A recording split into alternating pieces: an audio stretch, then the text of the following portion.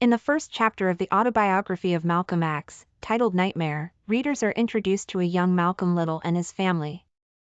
Growing up in Lansing, Michigan during the 1920s-30s was difficult for African Americans like himself due to rampant racism and discrimination from white people. His father Earl had been an outspoken advocate against racial injustice, which resulted in him being targeted by racist groups such as Ku Klux Klan, KKK. As a result, he eventually moved away with his wife Louise, leaving their children behind, including 8-year-old Malcolm, who would be raised primarily by her mother until she too left when he was 13 years old. This abandonment caused great emotional distress on top of already existing feelings stemming from constant bullying at school because they were black. This led him into delinquency, where stealing cars became commonplace among other activities that landed him jail time before finally turning 18 years old after serving 7-month sentence there on out. Despite all these hardships, however, it is clear even then how intelligent yet determinedly defiant towards authority figures Malcolm could be seen through interactions between teachers or police officers alike, something that will become more apparent later chapters ahead. Malcolm X begins Chapter 2 by discussing his father, Earl Little.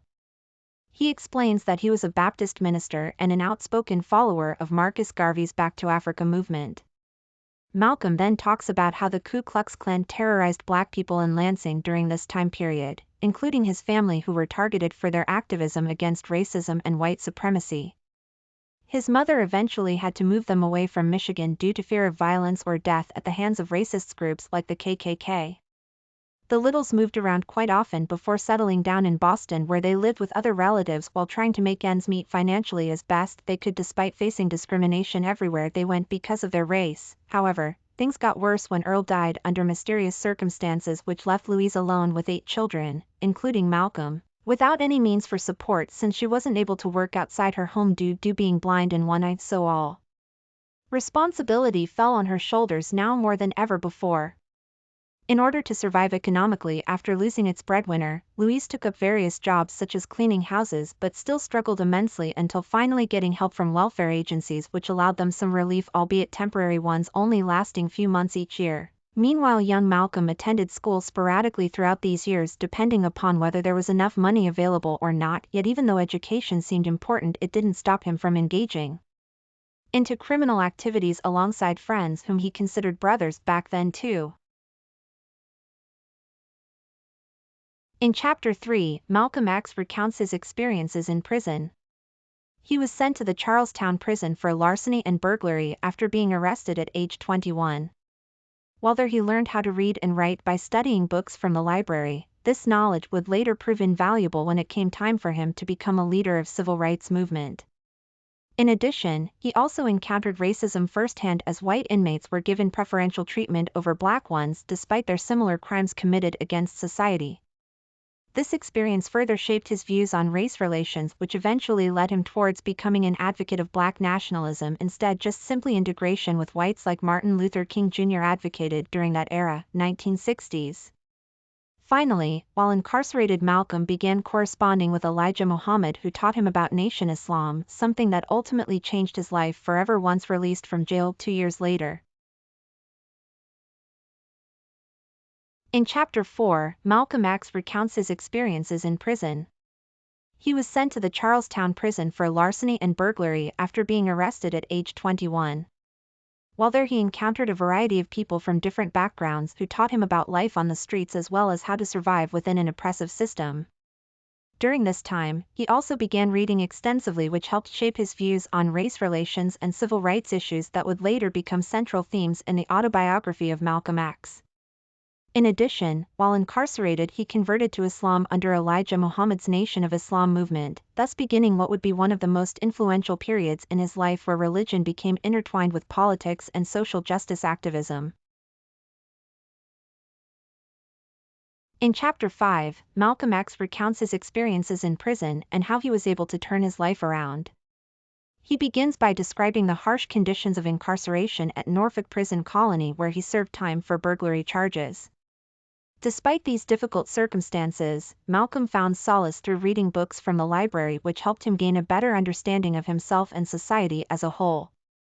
During this period, he also began corresponding with Elijah Muhammad, who provided guidance on spiritual matters that would eventually lead to Malcolm's conversion into Islam while still incarcerated. After being released from prison in 1952, Malcolm moved back home but soon realized that it wasn't enough, so instead decided to move out west towards Detroit, Michigan, where there were more opportunities available for African Americans like himself, such as jobs or education programs offered by local mosques affiliated with Nation of Islam (NOI). It is here when we see an important shift take place within Malcolm's character, one marked by self-improvement and dedication towards achieving success both spiritually and professionally, something which ultimately leads him down path becoming one of NOI's most influential figures during its early years. In Chapter 6, Malcolm X recounts his time in prison and how it changed him. He talks about the books he read while incarcerated that opened up a new world to him, one of knowledge and understanding. He also speaks on the importance of education for African Americans during this period as well as its role in helping them gain freedom from oppression. Additionally, he reflects upon his own transformation due to reading these texts, which allowed him to see things differently than before, including religion, specifically Islam. Finally, Malcolm discusses Satan's influence over people who are not educated or aware enough to recognize their power within themselves and society at large.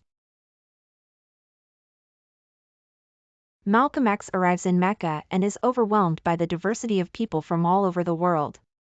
He notes that everyone was dressed similarly, regardless of race or nationality, which he found to be a powerful symbol for unity among Muslims.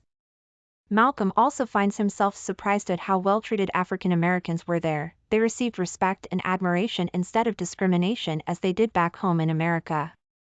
After spending some time exploring his new surroundings, Malcolm meets with several prominent Muslim leaders who explain their beliefs about racial equality within Islam, a concept completely foreign to him before this point but one that resonates deeply now after experiencing it firsthand. Finally, he visits various mosques throughout Saudi Arabia where he learns more about Islamic teachings on peace and justice while deepening his own faith journey along the way. In Chapter 8, Malcolm X recounts his experiences in prison and how he was able to turn his life around.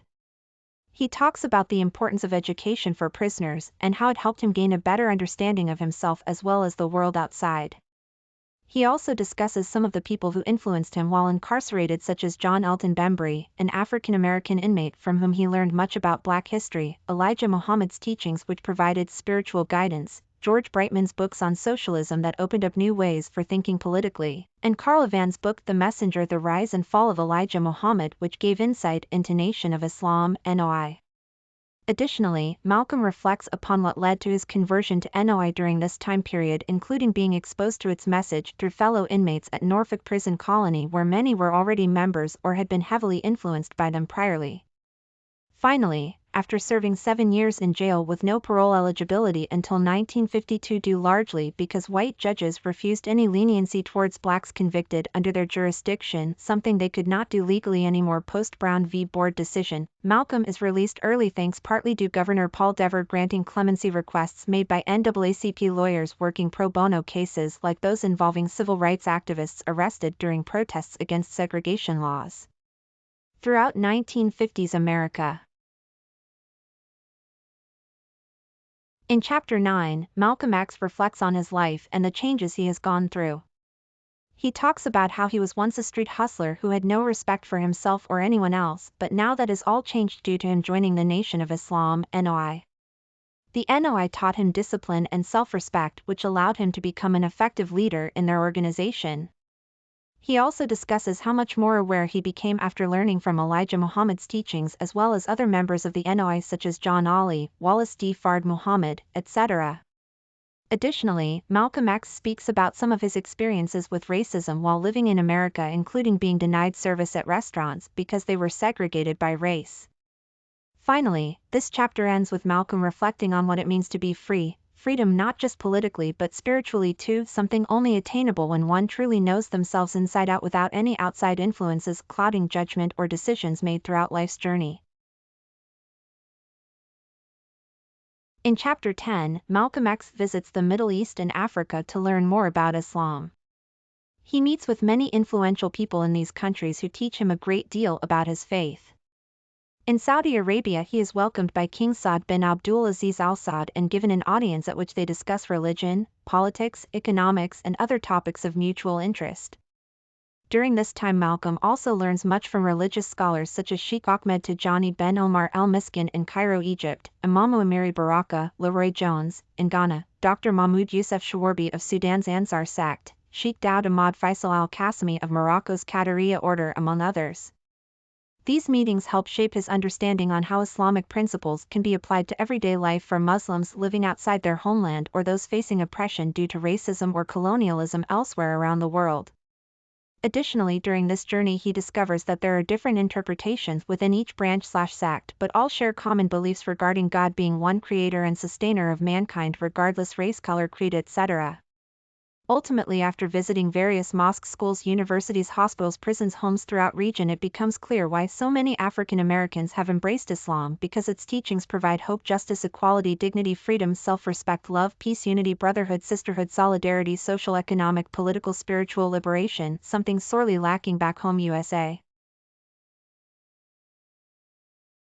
In Chapter 11, Malcolm X reflects on his time in prison and how it changed him. He talks about the books he read while incarcerated that opened up a new world to him, one of knowledge and understanding. He also discusses how being around other inmates from different backgrounds helped shape his views on race relations as well as politics. Additionally, he recounts meeting Elijah Muhammad for the first time after leaving prison, which further solidified his commitment to civil rights activism through Nation of Islam teachings. Finally, Malcolm X shares an anecdote about a white man who visited him at home shortly after release from jail. This encounter was significant because it showed Malcolm just how far removed people were still living with racism, even though they may not have been aware or conscious of its presence in their lives. In Chapter 12, Malcolm X embarks on a pilgrimage to Mecca. He is overwhelmed by the diversity of people from all over the world who have come together in peace and harmony for their religious observance. The experience changes his views about race relations. He realizes that racism has no place in Islam or any other religion because it goes against its basic principles of brotherhood and unity among believers regardless of color or nationality. After returning home, Malcolm begins preaching an inclusive message based on what he learned during his journey. Racial equality should be embraced as part of our shared humanity rather than something we fight each other over. His new outlook leads him to become more open-minded towards different cultures and religions, which ultimately helps bridge gaps between communities divided by prejudice and hatred.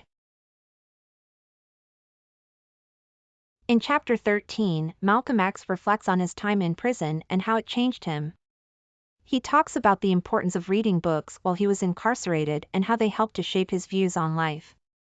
He also discusses the influence that Elijah Muhammad had over him during this period, as well as other influential figures such as Marcus Garvey and Paul Robeson who inspired him with their words. Additionally, Malcolm speaks candidly about a former friend from Boston named Shorty Jarvis whom he believed betrayed him by informing police of an alleged plot against Elijah Muhammad's organization. However, upon further reflection after leaving prison, Malcolm realizes that perhaps there were more complex reasons behind why Shorty acted like he did, which led to greater understanding between them both before parting ways for good. In Chapter 14, Malcolm X reflects on his time in prison and how it changed him. He talks about the importance of reading books while he was incarcerated and how they helped to shape his views on life. He also discusses the impact that Elijah Muhammad had upon him during this period, as well as other influential figures such as Marcus Garvey, W.E.B. Du Bois, Paul Robeson, and others who inspired a sense of pride within African Americans at large throughout history up until then present day, 1960s. Additionally, Malcolm speaks highly of Shabaz's teachings, which were based off Islamic principles. These lessons taught by Shabaz provided an alternative way for Black people to view themselves outside what society deemed acceptable or normal behavior, something that would later become known today under terms like Black Power or Afrocentricity. Finally, Malcolm ends with discussing some personal experiences from when he first joined Nation of Islam, including being given a new name, Malik el-Hajj el-Shabazz, which translates into English meaning the servant/slave to God. In Chapter 15, Malcolm X reflects on his life and the events that led him to become a martyr. He recounts how he was inspired by Elijah Muhammad's teachings of self-respect and racial pride, which helped shape his views about race relations in America. He also discusses how he became increasingly vocal against white supremacy as well as other forms of oppression such as poverty, police brutality, economic exploitation and racism within African American communities. Additionally, Malcolm X talks about the death threats he received from both black nationalists who disagreed with some aspects of Nation of Islam doctrine but still respected him for speaking out against injustice, along with those from members of the organization, NOI, due to their disapproval over certain statements made during interviews or speeches given outside NOI circles. Finally, he speaks candidly regarding what it means to be a martyr, someone willing to die for something they believe in, before concluding this chapter by reflecting upon all that has been lost since his assassination, not only himself but an entire generation whose potential will never be realized because its leader is no longer alive. The epilogue of the Autobiography of Malcolm X by Malcolm X is a reflection on the life and legacy that he left behind. It begins with an overview of his accomplishments, including becoming one of America's most influential civil rights leaders in history. He reflects on how far African Americans have come since slavery ended, but also acknowledges there are still many challenges ahead for them to overcome. In addition, he expresses gratitude towards those who helped him along the way such as Elijah Muhammad and Alex Haley, the author. Finally, it ends with a call to action: we all must stand together or we will surely fall apart. This serves as both an inspirational message from Malcolm himself and reminder that progress can only be achieved through collective effort. With this outro comes hope for future generations. If they continue working hard like their predecessors did before them, then anything is possible.